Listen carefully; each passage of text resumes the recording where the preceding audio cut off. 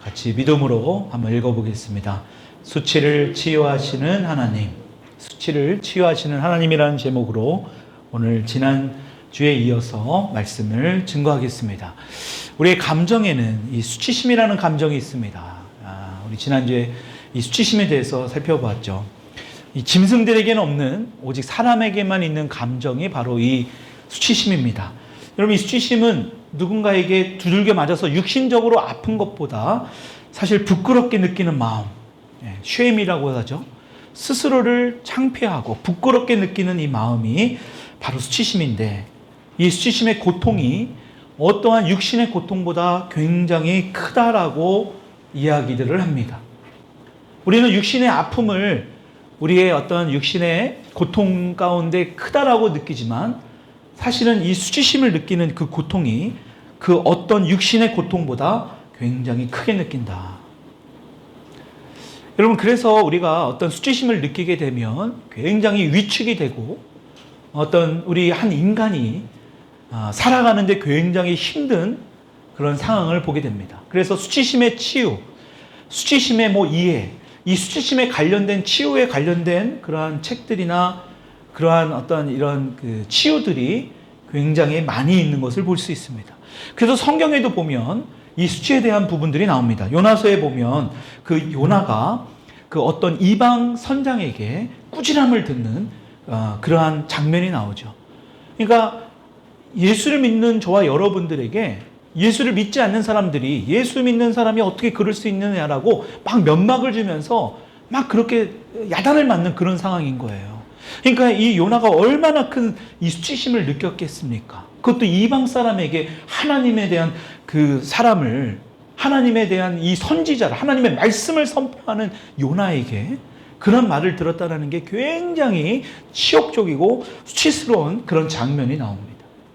또 신약에 보면 이 베드로가 예수님을 절대로 부인하지 않겠다고 했던 이 베드로가 3번이나 부인합니다. 그것도 여종에게, 하인에게 3번이나 부인하는 일이 벌어집니다. 그러면서 베드로가 어떻게 합니까? 통곡을 하죠. 그 통곡의 의미는 여러 가지 어떤 복합적인 감정이 있겠지만 그 가운데 이 베드로가 엄청난 수치심을 느꼈을 것이라는 것입니다. 그러니까 성경에도 이런 수치심에 관련된 부분들이 많이 나옵니다. 근데 이 수치심은 한편으로는 우리 사람이 더 큰 변질로, 더 큰 문제를 불러일으키지 않게 하기 위한 좋은 긍정적인 면도 있습니다. 여러분, 그래서 때로는 TV에 보면 이 수치심을 전혀 느끼지 못한 사람들이 자신이 잘못한 일을 하고서도 떳떳하게 이렇게 공개적으로 얼굴을 드러내는 사람들이 있잖아요. 대부분은 고개를 숙이고 얼굴을 안 보이려고 하는 것이 기본적인데, 잘못했으면서도 떳떳하게 그냥 아무렇지도 않게 당당하게 사람들 앞에 서는 것을 볼 수 있습니다. 왜 그럴까요? 수치심을 못 느끼는 겁니다.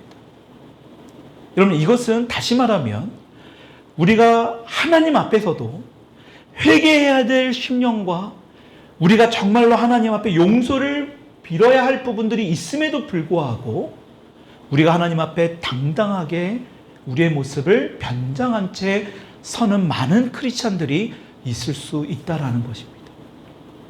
근데 우리 하나님은 그러한 모습을 다 알고 지켜보고 계십니다. 그래서 이 수치심은 때로는 우리가 그러한 모습으로 하나님 앞에 나아갈 때에 우리가 그러한 수치심을 느낄 수 있도록 하나님이 때로는 말씀으로 조명해 주시고, 또 우리가 믿음의 형제들과 같이 나눔의 시간을 통해서도 여러분들에게 그러한 메시지를, 그러한 이야기를 하실 때가 있습니다. 때로는 또 어떤 좋은 책을 통해서도 여러분들의 그러한 수치심들을 건디시고 또 그것을 치유하려고 하실 때가 있다라는 것입니다. 여러분, 이 말은, 우리의 수치심은 우리가 더 큰 타락과 변질을 막아주는 좋은 면도 있지만 하나님은 반드시 이 수치심을 치유해야 한다, 치유받아야 된다라는 것을 알 수 있다라는 거예요. 왜냐하면 이 수치심은요, 우리의 감정을 굉장히 상하게 하기 때문입니다. 그래서 우리 지난 시간에 요한복음 8장의 말씀 봤죠. 그 간음하다가 현장에서 잡혀온 여인입니다. 여러분, 그 여인에게 요한복음 8장 4절로 5절의 말씀을 보게 되면 이렇게 나옵니다. 우리 같이 한번 8장 4절로 5절의 말씀 같이 읽어보겠습니다. 시작. 예수께 말하되 선생이여 이 여자가 간음하다가 현장에서 잡혔나이다. 모세는 율법에 이러한 여자를 돌로 치라 명하였거니와 선생은 어떻게 말하였거니. 여러분 지금 이 상황을 보면 굉장히 지금 예수님께서 어떠한 대답을 하든 이 율법학자들과 이 바리새인들은 서기관들은 예수님의 그 말 한마디에 모든 것을 책임을 걸기 위한 질문입니다. 만약에 율법에 근거해서 예수님이 돌로 쳐야 된다라고 얘기하면 아니 그러면 사랑해야 된다라는 그 말은 도대체 어디 간 겁니까? 라고 이야기할 거예요. 또 만약에 그냥 이 부분을 용서해야 된다라고 하면 그러면 하나님의 율법은 어떻게 되는 겁니까? 라고 분명히 딴지를 걸었을 거예요. 근데 예수님이 어떤 분입니까? 예수님은 그들의 원하는 대답을 하지 않으세요. 여러분 하나님은요 이렇게 우리가 어떤 대답을 원하는 그 질문에 그 대답을 하지 않으십니다. 예수님께서 뭐라고 말씀하세요? 너희 중에 죄 없는 자가 돌로 쳐라. 와, 정말 이 말씀을 할지를 그 누구도 아마 예상하지 못했을 거예요. 여러분, 이 질문을 이 한 사람들, 여러분 예수님을 지금 굉장히 곤란한 상황으로 예수님을 지금 역적으로 몰고 가려고 하는 겁니다. 왜냐하면 율법도 지키지 않는 사람이 하나님의 아들이라고 이야기를 하고 다니고 사랑해야 된다라고 이야기했던 이 사람이 그 여인을 죽여야 된다, 돌로 쳐야 된다라고 얘기한다면 지금 예수님은 굉장히 곤란한 상황을 만들어 가려고 지금 모든 지금 상황을 만든 거예요. 그것을 어떻게 할 수 있느냐? 가늠한 여인만 데리고 온 거지 않습니까? 여러분 가늠한 여인은 지금 여인은 혼자서만 가늠할 수 있는 게 아니에요. 그 남자는 어디 갔느냐라는 거예요. 그러니까 이들은요, 지금 오직 이 여인이 지금 죄를 져서 어떤 심판을 하고 이 여인이 죄를 졌기 때문에 회개해서 돌이키는 것에 원하는 이게 중요한 게 아니라 이들의 포커스는 예수님을 어떻게든 곤란에 빠뜨리려고 하는 그런 상황을 만들어가고 있다는 거. 근데 예수님이 뭐라고 말씀하세요? 죄 없는 자가 돌로 쳐라. 이 말씀을 듣는 사람들이 더 어떡합니까? 그곳에 모여있는 크고 작은 모든 사람들이 돌을 놓고 다 떠났다라고 하는 거예요. 그 전까지는 그 여인을 돌로 쳐서 죽이려고 하고 그 여인을 심판하려고 했던 모든 사람들이 다 떠나갔다라는 거예요. 여러분 그리고 이 상황으로 모든 것이 끝날 줄 알았지만 예수님은 여기서 끝나지 않으세요. 요한복음 8장 10절로 11절의 말씀 읽어보겠습니다. 시작. 예수께서 일어나사 여자 외에 아무도 없는 것을 보시고 이르시되, 여러분 보십시오. 예수님께서 지금 어떻게 하십니까? 여자 외에 아무도 없는 상황을 지금 보셨다라는 거예요. 여러분 그 말은 뭐예요? 이 여인이 느꼈을 수치심 얼마나 창피하겠습니까? 여러분 그 당시에 이 여인이 간음을 저질렀다는 그 사실만으로도 공개적으로 다 드러났다는 것만으로도 이건 지금 엄청난 수치심이 이 여인에게 가득 있다는 거예요. 여러분 그 예수님은 그 상황을 아신 거죠. 그 여인의 마음을 아신 거예요. 지금 수치심으로 가득한 그 여인의 마음을 예수님이 다 아신 거예요. 그러니까 그 주변에 있는 모든 사람들이 다 없어진 것을 보시고 이르시되, 뭐라고 말씀하세요? 여자여, 너를 고발하던 그들이 어디 있느냐? 너를 정죄한 자가 없느냐? 그러니까 그 여인이 뭐라고 얘기합니까? 대답하되, 읽어볼게. 시작. 여러분 이런 말씀을 예수님께서 원하실 때가 많이 있는 것을 볼 수 있습니다. 그렇죠? 성경 말씀을 보면 예수님이 물어보시고 답하는 것을 말씀을 자꾸 원하세요. 치유를 받을 때도 마찬가지예요. 네가 낳고자 원하느냐? 여러분 이 말을 자꾸 왜 예수님이 질문을 하실까요? 여러분 지금 예수님이 이 여인에게 그러한 의지를 자꾸 이야기하기를 원하는 겁니다. 여러분 그래서 말이 중요해요. 우리가 예배 가운데 찬양에 우리 입술로 찬양을 하고 이 말씀을 우리 입술로 읽는 것이 굉장히 중요한 겁니다. 여러분 그러니까 여인이 뭐라고 얘기합니까? 주여 없나이다. 이 없는 상황을 이 여인도 지금 인지했음을 고백하고 있는 거예요. 그러니까 예수님이 뭐라고 말씀하세요? 예수께서 이르시되, 같이 읽어볼게요. 시작. 나도 너를 정죄하지 아니하노니. 정죄하지 않겠다. 여러분 예수님께서 왜 이 말씀하셨을까요?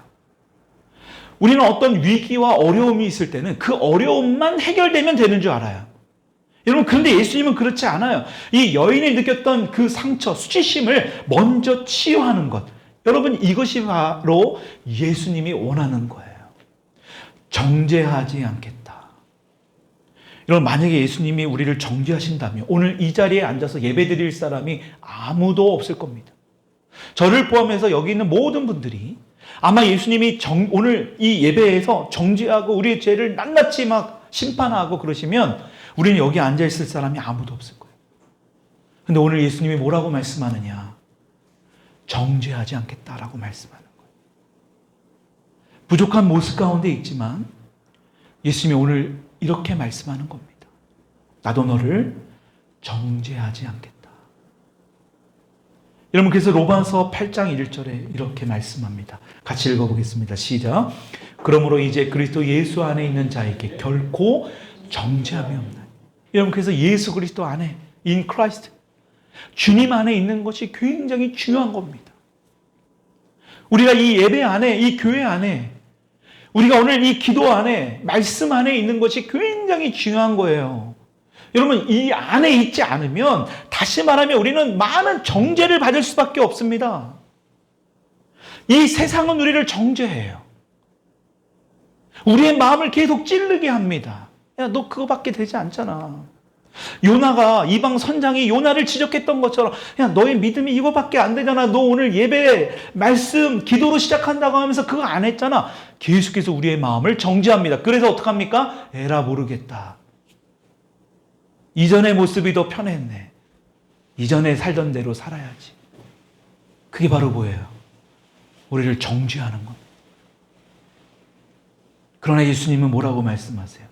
정죄하지 않는다. 여러분, 그러니까 우리가 찬양 가운데 이러한 찬양을 하는 거예요. 자유함으로 나갈 수 있다라고 우리가 고백하는 거예요. 시작됐다라는 거예요. 이제부터 시작됐다. 이전 것은 내가 더 이상 너희들에게 문제를 삼지 않겠다. 다 지나갔다. 새 것이 되었다. 여러분, 이 말씀을 믿음으로 받아들일 때 어떠한 우리를 정죄하는 어떠한 것들도 우리를 정죄하지 못하게 된다는 거예요. 여러분, 이 말씀을 여러분들이 믿음으로 받아들일 수 있기를 축원합니다. 그래서 우리 주님은요, 이 수치심을 제거하기를 원하세요. 치유하는 것도 중요하지만 다시는 그 자리에 있지 않기를 원하십니다. 여러분, 치유하고 나서 그냥 끝나는 이게 중요한 게 아니에요. 여러분 보세요. 10명의 문둥병자를 치유해 주셨습니다. 근데 모든 사람들이 다 치유를 받았는데 한 명만 주님 앞에 와서 감사를 전했습니다. 그렇죠? 근데 그 한 명 돌아온 사람을 예수님이 뭐라고 말씀하세요? 구원을 얻었다라고 합니다. 치유는 9명, 10명이 전체 받았지만 구원은 한 명에게 이루어졌습니다. 우리가 교회 안에서 치유를 받을 수 있지만 치유와 구원은 별개예요. 치유받았다고 해서 구원받는 것 아닙니다. 우리가 이 구원에까지 나아가려면 우리가 어떻게 되느냐? 치유받았음을 감사해야 돼요. 여러분, 그 감사한 그 사람에게는 구원의 선물을 받은 거예요. 그러니까 우리가 하나님 앞에 감사하는 것이 너무너무나 중요한 겁니다. 그리고 오늘 여인에게 예수님이 말씀하신 것처럼 8장 11절에 뭐라고 말씀합니까? 가서 다시는 죄를 범하지 말라. 가서 다시는 죄를 범하면 안 되는 거예요. 치유해줬습니다. 수치심을 치유해줬습니다. 근데 또 다시 가서 죄를 짓는다? 아니요. 주님은 그를 원하지 않습니다. 부끄러움을, 이 수치심을 치유해줬지만 부끄러운 자리에 계속해서 머물지 않도록 하는 것은 뭐예요? 내가 하는 거예요. 치유는 하나님이 하시지만 그 자리에 머물지 않게 하는 것은 바로 저와 여러분들이 하는 것이라는 거예요. 주님이 하시는 것은 정죄하지 않고 우리를 치유하고 우리를 회복시키는 거지만 우리는 다시는 그 수치의 자리에 들어가서는 안 된다. 그래서 수치심을 치유하기를 원하시는 우리 하나님이시라는 것입니다. 오늘 본문을 보게 되면 여호수아 5장의 말씀에 40년 동안 고생하다 이제 드디어 요단강을 건너면서 홍해의 기적과 더불어 엄청난 그 기적을 지금 경험하잖아요. 물이 말라지는 겁니다. 여러분, 엄청난 이 기적을 이들이 경험하니까요, 지금 이들의 마음에 엄청나게 이 기쁨이 온 거예요. 야, 이제 가나안 땅에 왔고, 이제 드디어 약속의 땅에 왔고, 요단강이 말려지는 이 기적도 지금 경험한 겁니다. 지금 가나안 전쟁을 치러야 되는 이 상황 앞에 여러분 이들의 마음이 어떨까요? 지금 굉장히 기세가 등등해 있는 그런 상황입니다. 아마 전쟁을 하게 되면 정말 이제 다 승리할 수 있겠다라는 그 마음을 갖고 이들이 지금 여호수아서 5장의 이 말씀에 이들의 마음이 그러한 마음이었을 거라는 겁니다. 그런데 하나님께서 이들을 전쟁을 앞두고 이상한 하나님의 말씀, 우리가 생각할 때 도저히 이해가 안 되는 그런 말씀을 하세요. 그게 바로 너희들이 할례를 행해야 한다. 여러분 지금 장정들이 전쟁에 싸워야 될 그런 젊은 장정들이 할례를 하고 누워 있다면 여러분 이거 지금 전쟁을 하자라는 얘기가 아니죠. 여러분 그 당시에 이스라엘 백성들이 약 한 100만 정도 됐거든요. 남자 장정들 한 70만 정도 되었다고 합니다. 여러분 70만 정도 되는 그 사람들이 할례를 행하는 게 과연 쉬웠겠느냐라는 거예요. 지금 말도 안 되는 그런 상황을 지금 만들어가고 있는 우리 하나님의 모습을 볼 수 있는 겁니다. 여러분 이 할례를 행한다는 게 보통 어려운 게 아니에요. 광야에서는. 여러분 이들에게 지금 칼도 있는 것도 아니고요. 날카로운 어떤 이런 우리가 지난주에 이런 화면을 통해서 봤지만 하나님께서는 그 길갈에 날카로운 돌을 다 준비하셨거든요. 하나님이 다 이미 준비해 놓으시고 그들에게 그런 말씀을 하신 겁니다. 여러분 근데 그 순종을 하니까 여러분 어떡합니까? 왜 내가 그러한 말씀을 왜 내가 너희들에게 그러한 이야기를 했는지를 하나님이 말씀하세요. 그것이 바로 여호수아서 5장 8절 9절의 말씀입니다. 같이 한번 8절 9절 오늘 본문 말씀 읽어보겠습니다. 시작. 또 그 모든 백성에게 할례 행하기를 마침에 백성이 진중 각 처소에 머물며 낳기를 기다릴 때 여호와께서 여호수아에게 이르시되 내가 오늘 애굽의 수치를 너희에게서 떠나가게 하였다 하셨으므로 그곳 이름을 오늘까지 길갈이라 하니라. 왜 하나님께서 할례를 행하게 했느냐? 여러분 행하지 않으면 이 말씀을 하지 않아요. 그러니까 다시 말하면 우리가 순종을 하면 하나님이 왜 그렇게 했는지를 말씀해 주시는 거예요. 왜 그랬느냐? 바로 수치를 치유해 주시기 위해서 그러한 말씀을 하셨다라는 겁니다. 여러분 이들의 수치가 뭐예요? 애굽의 수치. 이들이 노예 생활하면서 40년 동안 광야 생활하면서 이들이 알게 모르게 있었던 그들의 죄악들, 그들의 노예 근성들, 하나님만 바라보지 못하게 하는 어떤 그러한 마음들을 하나님은 뭐 한다는 거예요? 떠나가게 하시다. 여러분 길갈이라는 뜻이 뭐예요? 굴러버리다라는 거예요. 여러분 굴러버리면 다시 그것이 돌아올 수 있습니까? 떠나보내면 다시 올 수 없는 거예요. 그러니까 하나님이 이 수치심을 이들이 가지고 있는 이 수치심을 굴러버리겠다. 완전히 치유해 주겠다. 여러분 우리는 외적인 것에 중요시 여기지만 하나님은 뭐예요? 내적인 것. 사도 바울이 3번이나 신약 성경에 고백했던 속사람의 변화를 지금 하나님은 말씀하는 거예요. 우리의 속사람이 강건케 되는 게 더 중요하다. 할례를 통해서 너희들의 속사람의 변화가 너희들의 진짜 내적인 변화가 이루어지는 것이 더 중요하다. 왜요? 그것을 순종하느냐 안 하느냐의 문제예요. 단순한 할례의 문제가 아니라 이 굉장히 중요한 이 시기에 하나님의 말씀에 순종하느냐 안 하느냐의 문제입니다. 여러분 이들은 그 하나님의 말씀에 순종해요. 여러분 그래서 갈라디아서 6장 7절에 이렇게 말씀합니다. 같이 읽어볼게요. 시작. 스스로 속이지 말라. 하나님은 업신여김을 받지 아니하시나니 사람이 무엇으로 심든지 그대로 거두리라. 여러분들이 지금 어떤 거두는 열매가 있다면 이미 과거에 심겨졌던 것들을 거두는 겁니다. 장차 여러분들이 10년, 20년 후에 거둘 것들이 있다면 지금 심은 것들을 거두는 겁니다. 근데 중요한 건 모든 사람들이 다 풍성한 열매를 거두는 것은 아닙니다. 예수님이 마지막 때가 되었을 때 슬피 울며 이를 가는 자가 있을 것이다라고 말씀하고 있습니다. 무엇을 심었는지 모르지만 그들은 슬피 이를 가며 괴로워하는 모습으로 주님을 맞이할 때가 올 것이다. 여러분 그렇기 때문에 주님이 오늘 그 부끄러운 수치 자리에서 우리를 치유하기를 원하시는 것입니다. 우리가 이 땅에 살아갈 때 이 수치심을 치유하시는 것은 하나님이지만 우리가 그 자리에 머물지 않기 위해서 해야 될 것이 뭐냐? 바로 거룩이에요. 여러분, 지금 오늘 본문 말씀을 보면 1절의 말씀에 이들이 지금 가나안 땅에 먼저 살고 있는 이 사람들, 아모리족 속의 사람들, 가나안족 속의 사람들이 뭐래요? 지금 요단강이 말려지면서 이들이 100만 명이 막 거느려 오는 것을 한번 보세요. 상상을 해보라는 거예요. 수원 인구가 지금 100만, 지금 화성 인구가 90만, 100만을 앞두고 있거든요. 이 모든 사람의 인구의 이 사람들이 지금 이 대열을 맞춰가지고 이 강이 확 말려지는데 그들이 막 걸어오는 겁니다. 여러분, 이들이 지금 어떠한 모습으로 이들이 그 모습을, 그 광경을 보고 있겠냐라는 거예요. 이들의 마음이 5장 1절 후반절에 뭐라고 얘기합니까? 마음이 녹았고 정신을 잃어버렸더라. 이들의 마음이 지금 완전히 제정신이 아닙니다.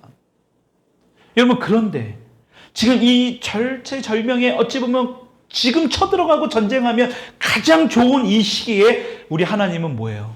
먼저 거룩하라. 여러분, 거룩은 구별하는 겁니다. 세상과 구별하는 거예요. 단순한 할례 행위를 통해서 그냥 어떤 요식 행위가 아니라 그들과 구별되는 겁니다. 하나님의 백성으로서 거룩하게 되는 것, 거룩하게 회복하는 것이 하나님은 가장 먼저라는 거예요. 그래서 거룩이라는 단어가요, 성경에 600번도 넘게 나옵니다. 거룩하게 되다, 뭐 이런 모든 단어까지 합치면 700번이나 넘는데요. 왜 이러한 말씀하실까요? 레위기 11장 44절의 말씀, 같이 앞에 띄워놓은 말씀 읽어볼게요. 시작. 나는 여호와 너희의 하나님이라. 내가 거룩하니 너희도 몸을 구별하여 거룩하게 하고. 하나님이 거룩하니까 하나님의 자녀인 너도 거룩해야 한다. 여러분, 그래서 여호수아서 3장 5절에도 이 말씀이 있어요. 같이 읽어볼게요. 시작. 여호수아가 또 백성에게 이르되 너희는 자신을 성결케 하라. 여호와께서 내일 너희 가운데 기이한 일들을 행하시리라. 여러분, 기이한 일들을 누가 행해요? 하나님이 하시는 거예요. 여호와 하나님이. 그렇다면 성결케 하는 건 누가 하는 거예요? 내가 해야 되는 거예요. 거룩하게 해야 되는 것은 내가 해야 되는 것입니다.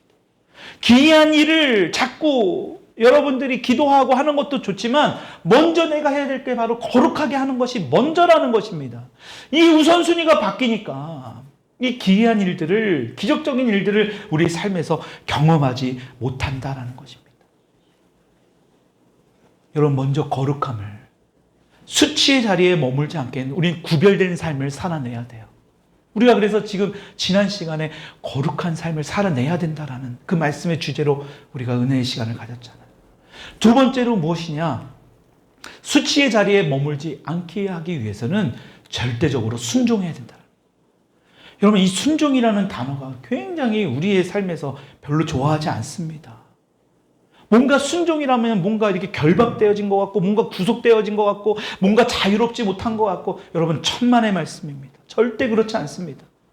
우리의 생각은요, 조금만이라도 하나님의 말씀에 벗어나게 되면 우리는 악을 선택할 수밖에 없습니다. 우리가 조금만이라도 마음을 바꿔 하나님의 말씀에 뭔가 벗어나게 되면요, 우리는 악을 선택할 수밖에 없어요. 여러분, 세상은 선과 악으로 구별됩니다. 중간은 없습니다. 선 같은 악은 없고요, 악 같은 선도 절대 없습니다. 여러분, 그래서 하나님은요, 악이 없으신 분이에요. 선하신 분이에요. 우리가 하나님의 말씀에 순종하는 이 부분에 조금이라도 벗어나려고 한다면 우리는 악을 선택할 수밖에 없습니다. 여러분, 그래서 우리가 하나님의 말씀에 순종한다는 것은 우리의 신앙 삶에서, 신앙의 어떤 우리의 삶에서 굉장히 중요한 겁니다. 오늘 본문 말씀에 나오는 이스라엘 백성도 보세요. 전쟁을 앞둔 이 상황에서 전쟁을 치러야 되는데 할례를 행한다. 여러분, 이것은 단순한 순종이 아니에요. 절대 순종한 것입니다. 절대 순종은 절대 믿음에서만 행할 수 있습니다. 절대적으로 순종할 수 있다는 것은 절대적인 신뢰가 있기 때문에, 절대적인 믿음이 있기 때문에 순종할 수 있는 거예요. 그럼 다시 뒤집어 보면 내가 순종하지 못한다는 것은 믿음이 없기 때문입니다. 하나님을 그 정도로 절대적으로 신뢰하지 못하기 때문에 그 말씀에 순종하지 못하는 거예요. 여러분, 우리가 하나님의 말씀에 순종하고자 하는 마음을 갖기 앞서서 먼저 해야 될 것은 하나님을 먼저 신뢰할 수 있기를 축원합니다. 여러분들의 마음에 그 믿을 수 있는 마음을 달라고 여러분들이 기도하셔야 돼요. 아니, 내가 먼저 우리 예수님이 아까 전에도 그 여인에게 물어봤잖아요. 그렇죠? 네가 낳고자 원하느냐? 네 주변을 봐라. 사람이 있느냐? 자꾸 물어보시는 이유가 있는 거예요. 의지가 없는데. 이런 예수님이 많은 기적을 행하셨는데 유독 기적을 행하지 않은 장소가 어디인지 아세요? 성경에 보면 고향이라고 그랬습니다. 고향. 예수님을 너무나 잘 알고 있는, 어렸을 때부터 봤던 사람들. 이상하게 예수님이 기적을 행하려고 하면 그들에게는 안 돼요. 왜 그럴까요? 그들은 예수님을 신뢰하는 마음, 믿는 마음이 없습니다. 그러니까 예수님의 말씀에 순종하지 못하는 거예요. 그러니까 결과적으로 뭐예요? 그러한 치유도, 그러한 축복도 그들이 경험하지 못하는 겁니다. 여러분, 지금도 하나님의 진리의 말씀이 선포되어지는데 여러분들이 그 마음을, 그 말씀을 받아들이지 못하고 여러분들의 마음에 그 믿음으로 받지 못하고 그것을 자꾸 여러분들의 생각으로 채워나가려고 하는 사람들이 있을 수 있습니다. 여러분, 그게 바로 성경에서 뭐라고 말합니까? 하나님의 말씀이 떨어지는데 그 땅에 떨어져서 엉겅퀴에 걸리고 돌짝에 떨어지고, 우리의 마음밭을 이야기하죠. 옥토밭 같은 마음은 다른 게 아니에요. 하나님을 신뢰하는 마음입니다. 하나님 앞에 믿음의 마음을 갖고 나가는 마음이에요. 여러분, 그럴 때에 30배, 60배, 100배의 열매를 맺는 거예요. 하나님 앞에 신뢰할 수 있는 마음을 가질 수 있기를 축원합니다. 그것이 바로 성경에 나오는 마리아죠. 여러분, 마리아가 어떻게 얘기합니까? 누가복음 1장 38절의 말씀 같이 한번 읽어보겠습니다. 시작. 마리아가 이르되 주의 여종이오니 말씀대로 내게 이루어지리다. 여러분, 잘 보세요. 말씀대로 내게 이루어지리다. 하나님의 말씀대로 내게. 여러분, 이것은 이 마리아가요 절대적으로 순종하겠다라는 건데 그 이면에 앞서서 절대적으로 하나님을 신뢰한다라는 마음이 이 마리아에게 이미 깔려 있는 겁니다. 여러분, 그러니까 한 번도 아기도 낳아보지 않았던 이 처녀가 자신의 몸을 하나님 앞에 내어드릴 수 있었다라는 거예요. 여러분, 이 순종이 정말 쉬운 순종이었을까요? 그러한 마리아의 절대적인 신뢰, 그 절대적인 순종. 여러분, 우리가 겉모습은 너무나 잘 살아가고 있는 그 시대에 살아갑니다. 이제 배고픈 시절은 이미 끝났어요. 교회에서 아무리 먹을 것을 준다 해도 교회에 오는 사람은 이미 없습니다. 저 어렸을 때만 해도 초코파이 하나만 준다 하더라도 교회에 막 바글바글 했습니다. 그거 하나 얻어먹으려고 그렇게 왔다가 예수님을 진짜 복음을 받아서 교회에 다니고, 정말 지금도 목사님이 된 분들이 있지 않습니까? 근데 이제는 그런 시대는 끝났어요. 그 정도로 잘 먹고 잘 사는 시대에 살아갑니다. 근데 우리의 마음은 점점 왜 피폐해지냐라는.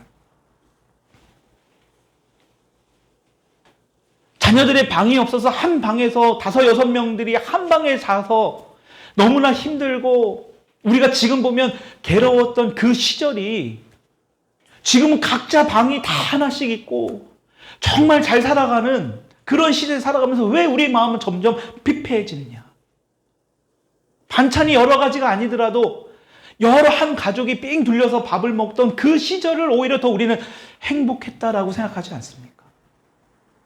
왜 이런 시대에 우리가 살아가고 있느냐라는 거예요. 왜 교회를 점점 떠나가고 이 영적인 이 말씀에 대해서 관심들을 점점 더 갖지 않느냐라는 거예요. 여러 가지 이유가 있겠지만 그 중에 가장 중요한 게 뭐냐? 하나님의 말씀에 절대적으로 순종하지 않기 때문에. 머리로만 우리가 원하는 것만, 내가 하고 싶은 것만 순종하기 때문에, 내가 머리로 납득되는 것만 순종하며 살아왔기 때문에 우리의 삶이요 피폐해지는 거예요. 점점 공고해지는 겁니다. 뭔가 가난해지는 거예요. 외적으로는 비대해지지만 우리의 속사람은 점점 가난해지고 피폐해지고 뭔가 갈급해지는 겁니다. 여러분, 그러니까 자꾸 뭐예요? 다른 것들로 채우려고 하는 거예요. 안 채워집니다. 오직 하나님만이 채울 수 있습니다. 우리가 어떤 하나님을 전적으로 신뢰했을 때, 우리가 골라잡아서 순종하는 게 아니라 하나님을 전적으로 우리가 믿는다면, 오늘도 이 말씀을 통해서 이스라엘 백성들이 전적으로 하나님을 순종하고 따랐던 것처럼 오늘도 저와 여러분들의 삶에서 절대적인 순종으로 살아갈 수 있는 저와 여러분이 되기를 축원합니다. 여러분, 그 사람을 하나님은 찾으시는 거예요. 마지막 때에 하나님께서 이 땅에서 하실 일들을 이루어 나가는데 이 절대적인 순종은 반드시 필요하거든요. 하나님을 절대적으로 신뢰할 사람들을 반드시 필요하거든요. 여러분, 말로만 우리가 실제적으로 몸소 경험을 안 해보니까 우리를 하나님이 어떻게 사용할까? 여러분, 우리 그 이상이에요. 우리가 생각하는 그 이상으로 하나님은 우리를 사용하시고도 남을 수 있는 분이 바로 우리가 믿는 하나님 아버지예요. 여러분, 그렇다면 우리의 마음은 어떻게 해야 될까요?